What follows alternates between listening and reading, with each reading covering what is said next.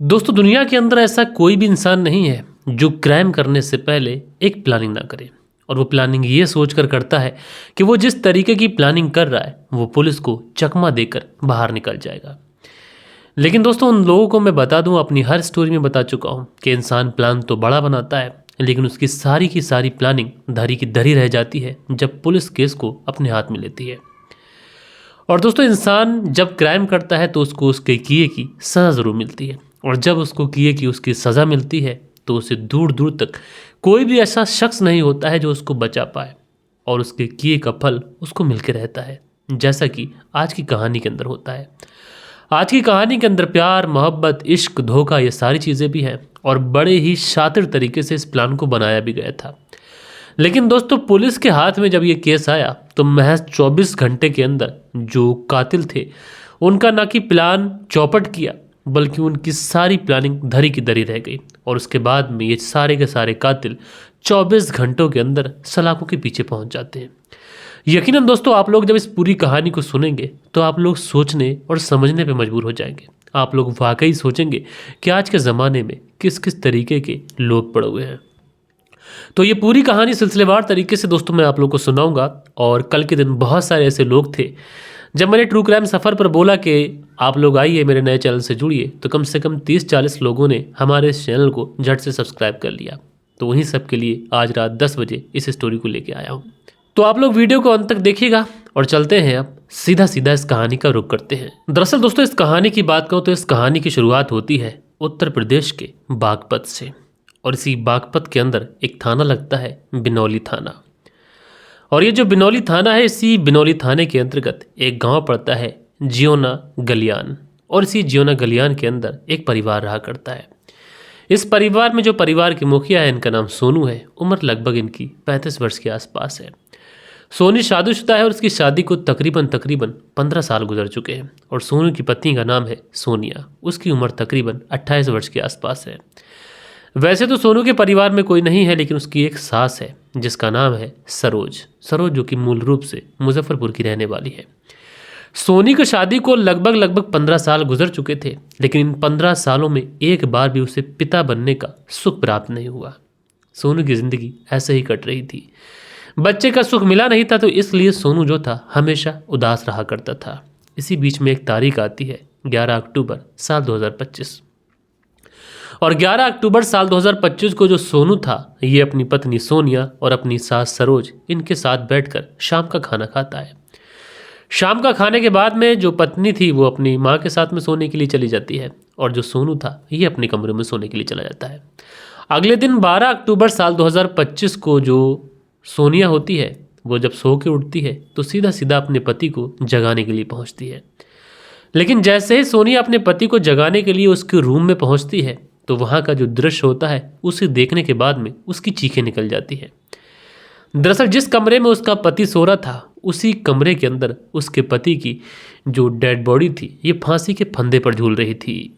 अब जैसे ही सोनिया जो थी अपने पति की डेड बॉडी को फांसी के फंदे पर झूलता हुआ देखती है, इसकी तो चीखें निकल जाती हैं। अब सोनिया की आवाज़ जो थी आस पड़ोस के लोग भी सुनते हैं कि भाई इस घर में ऐसा क्या हो गया, क्यों लोग चीख रहे हैं, क्या बात है। अब सुबह सुबह एक घर से ऐसे चीखने की आवाज़ आएगी तो आस पड़ोसी जो हैं वो लाजिम से उस घर के अंदर पहुंचेंगे, और ठीक ऐसा ही होता है।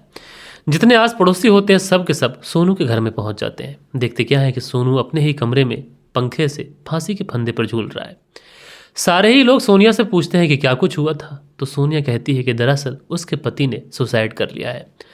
अब इस बात की खबर जो थी वो होते होते पूरे गाँव के अंदर फैल जाती है, और पूरे ही गाँव के अंदर शोक की लहर दौड़ जाती है कि सोनू जो इतना खुश मिजाज व्यक्ति था, अक्सर लोगों से अच्छे रवैये से बातचीत किया करता था, किसी से उसकी कोई लड़ाई नहीं, कोई झगड़ा नहीं, ऐसे क्यों सोनू अपने आप को फांसी के फंदे पर झुलका लेगा। लेकिन सच तो सच था, सोनू अब इस दुनिया को छोड़कर जा चुका था। लिहाजा उसके बाद में तमाम रिश्तेदार पहुंचते हैं और उसके बाद में सोनू का अंतिम संस्कार कर दिया जाता है। अब सोनू का अंतिम संस्कार तो होता है, लेकिन सोनू के ही बगल में उसका एक छोटा भाई था जिसका नाम था मोनू सैनी। दरअसल मोनू सैनी भी बहुत ज़्यादा परेशान होता है। मोनू सैनी अपनी पत्नी के साथ में रहा करता था, लेकिन वो अपनी भाभी सोनिया के पास पहुंचता है, और सोनिया के पास पहुंचने के बाद में कहता है क्या तुम जानती हो कि भैया किस वजह से परेशान थे, और आखिरकार भैया ने सुसाइड क्यों कर लिया। तो जो सोनिया होती है वो कहती है कि इस बारे में तो मैं भी नहीं जानती। मेरे साथ तो खुशी खुशी रहा करते थे, लेकिन कल वो मेरे छोटे भाई विजेंद्र के साथ कहीं घूमने गए हुए थे। लेकिन जब वो लौट के आए तो बहुत ज़्यादा उदास थे। मैंने उनसे पूछने की भी कोशिश की कि क्या बात है, क्यों उदास हो, तो उन्होंने मुझे कुछ भी नहीं बताया और सुबह को मुझे उनकी डेड बॉडी फांसी के फंदे पर मिली। अब ये सारी बातें जो थी वो सोनिया जब मोनू को बताती है, अपने देवर को, तो कहीं ना कहीं मोनू को अपनी भाभी की इन बातों पर डाउट होने लगता है। इसलिए जो मोनू था सीधा सीधा बिनौली थाने में पहुंच जाता है और बिनौली थाने में पहुंचने के बाद में कहता है कि साहब, जो मेरा भाई है उसने सुसाइड कर लिया था। इस तरीके की खबर गांव में आम हो गई थी। उसके बाद मेरे भाई का अंतिम संस्कार भी हो गया, लेकिन न जाने मुझे क्यों ऐसा लग रहा है कि मेरे भाई ने अपनी जीवन लीला खुद से समाप्त नहीं की थी, बल्कि मेरे भाई की किसी साजिश के तहत हत्या की गई थी। इसलिए साहब मैं चाहता हूं कि मेरे भाई की केस को ओपन कर कर इस केस के बारे में छानबीन करना चाहिए। लिहाजा पुलिस जो थी मोनू की बात को बहुत ज़्यादा सीरियस लेती है और इस पूरे केस में छानबीन करने के लिए सबसे पहले सोनू के घर पर पहुँचती है। सोनू के घर पे पहुंचने के बाद में सोनू की जो पत्नी सोनिया होती है उससे पूछा जाता है कि सोनू का मोबाइल फ़ोन कहाँ है, क्योंकि पुलिस सोच रही थी कि अगर सोनू परेशान था तो लास्ट टाइम उसकी किससे बात हुई थी, मोबाइल में कुछ ऐसी चीज़, किसी से चैट कुछ हो तो शायद कुछ मिल जाए। लिहाजा जो सोनिया होती है ये कहती है कि मोबाइल के बारे में मुझे नहीं पता। अब ये कैसे संभव है कि एक व्यक्ति ने अपने ही कमरे के अंदर सुसाइड किया हो, तो फिर उसका मोबाइल फ़ोन कहाँ चला जाएगा, जबकि घर के अंदर सोनिया और उसकी माँ ही मौजूद थी, यानी सोनू की पत्नी और उसकी सास। फिर उसके बाद में पुलिस को थोड़ा सा सोनिया के ऊपर डाउट होता है कि ये सोनिया क्या कह रही है कि मोबाइल फ़ोन उसके पास है ही नहीं। लिहाजा उसके बाद में पुलिस जो थी सोनिया से और भी तरह तरीके के सवाल करती है, लेकिन जितने भी सवाल पुलिस सोनिया से कर रही थी उन सारे के सवालों के जो जवाब होते हैं ये पुलिस को सकारात्मक तरीके से नहीं मिल पाते। यानी पुलिस को कहीं ना कहीं ऐसा लगने लगा था कि जो सोनिया है ये पुलिस से झूठ बोल रही है और वो शायद इस केस के बारे में बहुत अच्छे तरीके से जानती है। लिहाजा फिर क्या था, पुलिस जो थी वो सोनिया और उसकी माँ को शक के आधार पर अरेस्ट कर लेती है। अरेस्ट करने के बाद में इन दोनों को पुलिस थाने लेके पहुंच जाती है और पुलिस थाने ले जाने के बाद में जब इन दोनों से पूछताछ करती है तो ये दोनों पुलिस के सवालों के आगे ज़्यादा देर टिक नहीं पाते और महज थोड़ी देर के बाद में ही तोते की तरह बोलने लग जाते हैं। और ये दोनों बताते हैं कि हाँ, सोनू ने अपनी जीवन लीला खुद से समाप्त नहीं की है, बल्कि उसकी हत्या हम दोनों ने की है। दरअसल सोनू की जो पत्नी सोनिया होती है पुलिस को जब ये कत्ल करने के पीछे की वजह बताती है तो उसके बाद में पुलिस भी टकटकी बांधकर सोनिया की तरफ 5-6 मिनट ऐसे ही देखती रहती है कि किस तरीके की ये महिला है। दरअसल सोनिया जो कहानी सुनाती है उस कहानी के हिसाब से सोनिया और सोनू की शादी तकरीबन 15 साल पहले होती है। अब सोनिया जो थी शादी कर कर सोनू के घर जा चुकी थी। दोनों ही पति पत्नी एक दूसरे के साथ में खुशहाल जीवन बिताना शुरू कर देते हैं। सोनू मेहनत मजदूरी जो भी कामकाज किया करता था, प्राइवेट कंपनी में एक नौकरी थी उसकी, उसी के बल पर ही अपनी पत्नी की अच्छे तरीके से परवरिश कर रहा था। उसको कपड़ों से लेकर उसके जो शौक थे सारे के सारे पूरे कर रहा था। लेकिन शादी के कई साल गुजर जाते हैं। सोनू ने इस दौरान बहुत सारा मेहनत की, उसने डॉक्टर को भी दिखाया, लेकिन कभी भी उसको बच्चा नहीं हुआ। इस बात से सोनू बहुत ज़्यादा परेशान रहा करता था और कई बार उसने अपनी सास सरोज से भी इस बात का जिक्र किया। अब जब सरोज के साथ में सोनू की बातचीत होती है तो उसके बाद में सरोज सोनू से कहती है कि देखो, बिजनौर में एक ज़मीन है जिसकी कीमत 3 लाख रुपए के आसपास है और अगर उस 3 लाख रुपए की ज़मीन को तुम खरीद लोगे तो फ्यूचर में तुम्हारा पैसा बढ़ सकता है। अब सोनू को जब ये बातें सास बताती है तो उसके बाद में सोनू जो था वो 3 लाख रुपए देकर ज़मीन खरीद लेता है। अब 3 लाख रुपए लेकर ज़मीन खरीद लेता है और उस ज़मीन को अपनी ही सास के नाम पर करा देता है। अब दोस्तों धीरे धीरे वक्त गुजरता रहता है। ज़मीन ले चुका था, सोनू अपनी पत्नी के साथ में रह रहा है, लेकिन घटना से ठीक 8 महीने पहले की बात है। जो सोनू की सास सरोज होती है ये सोनू के ही साथ यानी अपने दामाद और अपनी बेटी के साथ आकर उनके ही घर पे रहने लग जाती है। अब जब घर पे रहना शुरू करती है, धीरे धीरे वक्त गुजरता है तो सोनू की अपनी ही सास सरोज के साथ में अफेयर हो जाता है। ना कि अफेयर होता है बल्कि ये दोनों एक दूसरे के साथ में नाजायज़ ताल्लुकातों में बन जाते हैं। अब उसके बाद में नाजायज़ ताल्लुकातों में बनते हैं तो उसके बाद में इंटीमेट होते हैं, शारीरिक संबंध बनते हैं। ये सारी चीज़ें इन दोनों के बीच में आम हो जाती हैं। एक बार जब ये दोनों मुलाकात कर रहे होते हैं तो अपने इंटीमेट के समय ये दोनों एक दूसरे की पिक्चर क्लिक कर लेते हैं, यानी कुछ अपने प्राइवेट पलों को कैमरे में समेट लेते हैं।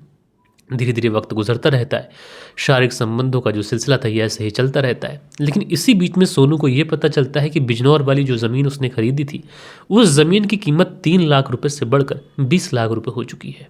अब यहाँ पर सोनू के जहन में आता है कि अगर वो उस प्रॉपर्टी को बेच देगा तो वो यहाँ पर कुछ अच्छा कारोबार सेट कर सकता है। इसलिए वो अपनी सास सरोज से कहता है कि तुम उस प्रॉपर्टी को बेच दो।